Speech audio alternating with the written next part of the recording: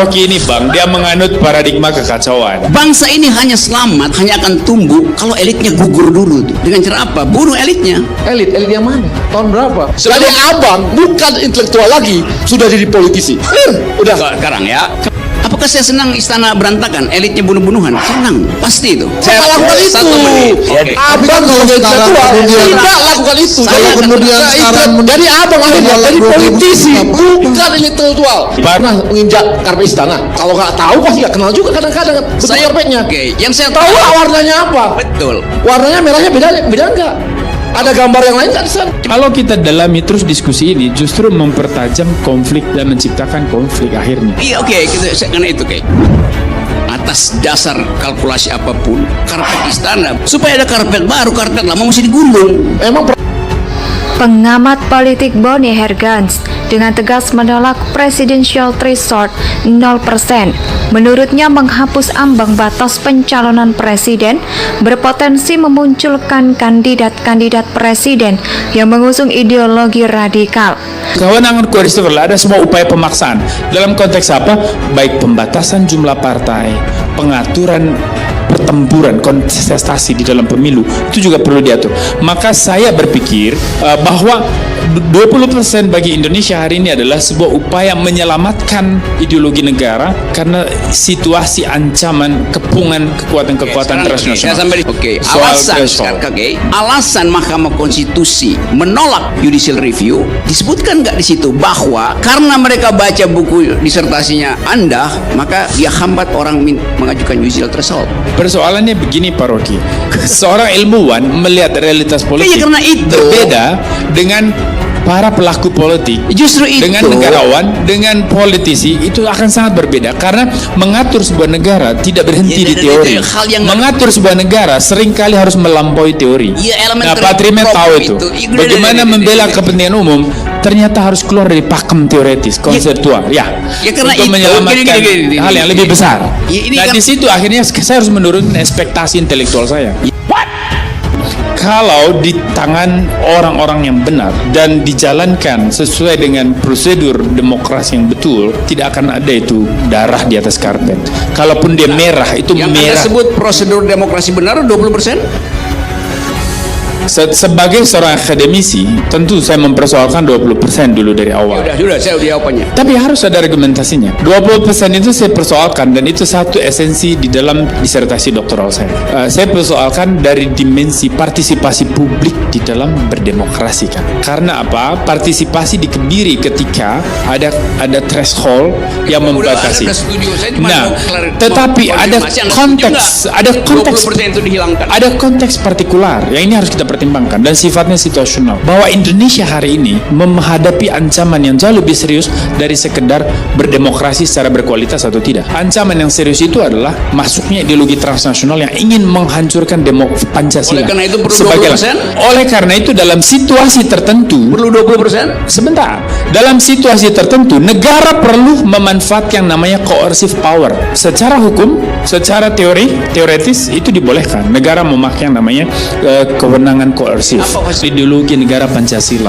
Kita punya ancaman yang serius terhadap Pancasila sebagai dasar negara. Munculnya ideologi transnasional, kebangkitan radikalisme dan terorisme. Ini concern yang serius soal masa depan Indonesia. Nah, maka siapa yang cocok menjadi presiden di 2024? Saya percaya partai-partai nasionalis ini pasti memilih yang terbaik untuk agenda-agenda ini.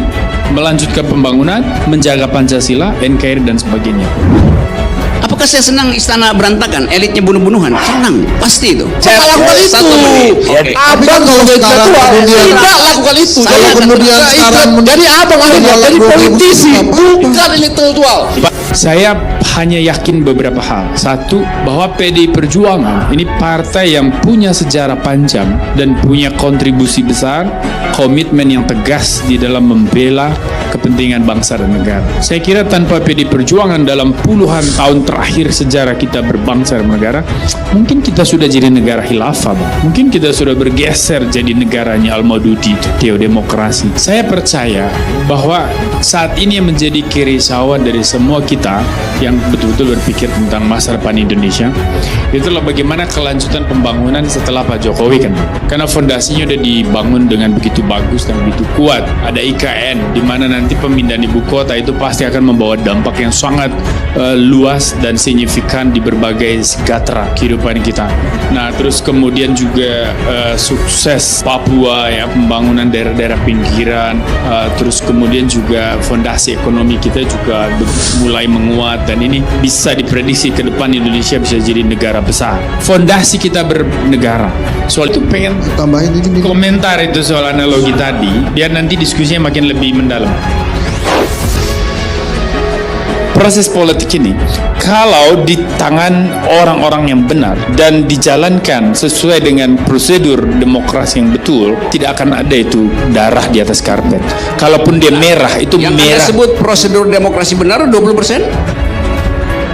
Sebagai seorang akademisi, tentu saya mempersoalkan 20% dulu dari awal. Sudah, saya udah jawabannya. Tapi harus ada argumentasinya. 20% itu saya persoalkan, dan itu satu esensi di dalam disertasi doktoral saya. Saya persoalkan dari dimensi partisipasi publik di dalam berdemokrasi kan. Karena apa? Partisipasi dikebiri ketika ada threshold yang membatasi. Anda setuju. Saya cuma Nah, mau tetapi ada konfirmasi. Anda konteks, setuju ada nggak? konteks 20% itu dihilangkan. ada konteks partikular yang ini harus kita pertimbangkan dan sifatnya situasional, bahwa Indonesia hari ini menghadapi ancaman yang jauh lebih serius dari sekedar berdemokrasi secara berkualitas atau tidak. Ancaman Rocky ini Bang, dia menganut paradigma kekacauan. Bangsa ini hanya selamat, hanya akan tumbuh kalau elitnya gugur dulu tuh. Dengan cara apa? Bunuh elitnya. Elit yang mana? Tahun berapa? Jadi abang bukan intelektual lagi, sudah jadi politisi. Udah. Sekarang ya. Kalau kita dalami terus diskusi ini, justru mempertajam konflik dan menciptakan konflik akhirnya. Iya, oke, karena itu kayak atas dasar kalkulasi apapun, karpet istana supaya ada karpet baru, karpet lama mesti digulung. Emang pernah menginjak karpet istana? Kalau nggak tahu pasti nggak kenal juga kadang-kadang bentuk karpetnya. Oke, yang saya Tahu nggak warnanya apa? Betul. Warnanya merahnya beda nggak? Ada gambar yang lain nggak di sana? Coba kita bayangkan 2024 nggak bakal terjadi karena akan berdarah-darah dari sekarang. Konflik itu udah sangat besar tadi. Framing itu, framing.